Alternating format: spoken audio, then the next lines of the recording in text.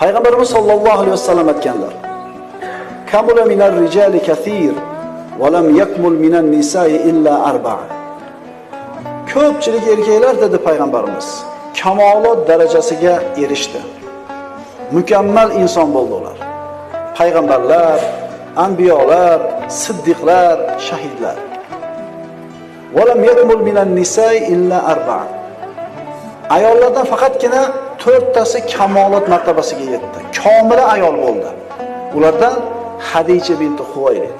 Tartib bo'yicha aytadigan bo'lsak, birinchisi Maryam binti Imron, ikkinchisi Fatima binti Muhammad, uchinchisi Hadija binti Huvaylid, to'rtinchisi Osiyo binti Muzahim.